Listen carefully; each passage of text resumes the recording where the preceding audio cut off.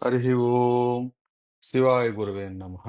శ్రీ శివ అష్టోత్తర శతనామావళిలో భాగంగా ఇవాళ కార్తీక మాసం 24వ రోజు. మనం చెప్పుకుంటున్న 4 నామములు దేవ, మహాదేవ, అవ్యయ, హరి. మొట్టమొదటిగా దేవ. దేవ అంటే ఏమిటి అర్థం? దివ్ అన్న దాంట్లోంచి వచ్చినది దేవ. దివ్ అంటే ప్రకాశము, అంటే వెలుతురు, అంటే ఒక జ్యోతి రూపము అని అర్థం. అంటే శివుడు మనకి ఏ విధంగా ఉంటాడు? ఒక జ్యోతి రూపంలో ఉంటాడని ఇదివరకు మనం అనుకున్నాము.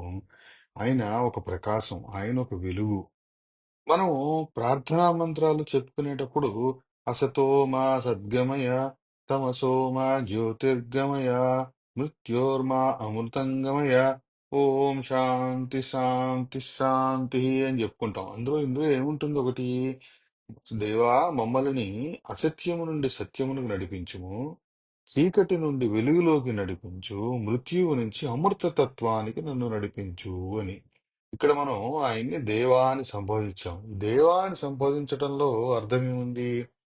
అసత్యం నుండి సత్యమును నడిపించువాడు, చీకటి నుంచి వెలుగులోనికి నడిపించువాడు, మృత్యువు నుండి అమృతత్వానికి. అమృతత్వం అంటే మనకి మోక్షం కలిగించేవాడు అని.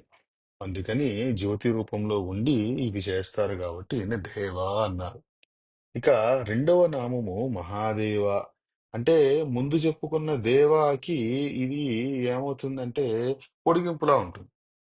ఇటువంటి దేవతలు చాలా మందే ఉన్నారు. మనకి 33 రకాల దేవతలు ఉన్నారు. ముక్కోటి దేవతలు అంటాం మనం. ఈ రకాలైన దేవతలందరికీ ఆది గురువు ఎవరు? ఆయన మహాదేవుడు.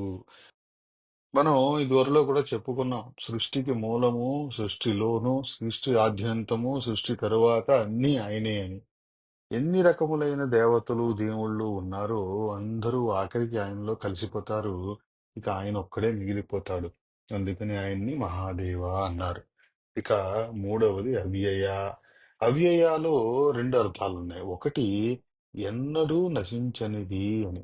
అంటే దానికి నాశనము లేనిది అని దాని అర్థం అవ్యయ అంటే. ఇంకొకటి ఏమిటి అంటే రకరకాలైన రూపములతో ఉంటాడు. కావలసినప్పుడు కావలసిన రూపంలోకి రాగలుగుతాడు. కంటితో చూడాలంటే ఎదురుగా కనపడాలి. కన్ను మూసి లోపలికి వెళితే ఎక్కడ దర్శనం ఇవ్వాలి. ఇలాగా రకరకాలుగా మన మన మనస్సును తత్వాన్ని, మన ప్రార్థనని బట్టి స్వామి వస్తారు కాబట్టి ఆయనని అవ్యయ అన్నారు.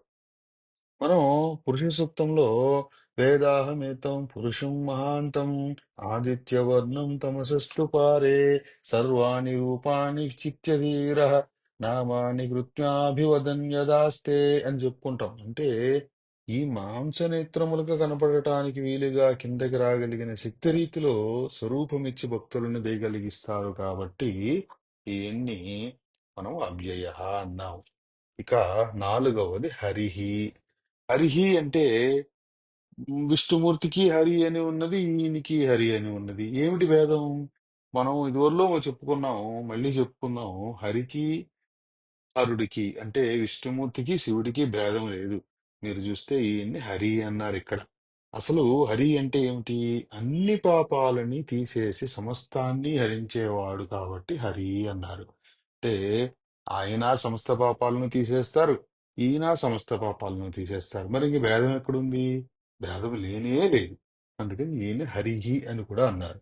ఇంకొకటి ఏమిటంటే పూషదంత భిదవ్యగ్రు అన్నారంటే మనకి ద్వాదశాదిత్యుల్లో పూష అనబడే ఒక రూపం ఉంటుంది.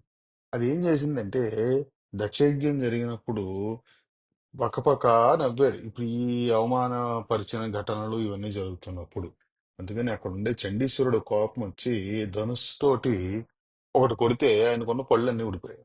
అప్పుడు ఆయనకి నేను మొన్న చెప్పుకున్నట్లుగా దక్షిణకి ఏదైతే విధముగా జ్ఞానం కలిగిందో అలాగే ఈయనకి జ్ఞానం కలిగి మళ్ళీ స్వామివారి దగ్గరికి పరిగెత్తుకు వచ్చి ప్రార్థించాడు. స్వామి తప్పైపోయింది, నన్ను ఏదో రకంగా కరుణించు అని. ఇప్పుడు స్వామి వెంటనే దయాపాత్రుడు కదా మరి, కరుణించి ఎవరైతే యజ్ఞం చేసే యజమానులు ఉంటారో వారు తినే దంతాలతోటి నీకు పిండి పదార్థాలు అందుతాయి అని ఆయనకి అధికారం ఇచ్చారు. ఇలాగా పూషుణ్ణి కరుణించారు. అంటే ఆయనలో ఉన్న పాపాలను తీసివేశారు. అందుకని ఈయన్ని హరిహి అన్నారు. ఇవి మనం ఈరోజు చెప్పుకుంటున్న 4 నామములు. దేవ, మహాదేవ, అవ్యయ, హరిహి. సర్వే జనా సుఖినో భవంతు. సర్వం శివార్పణం. ఓం నమ శివాయ.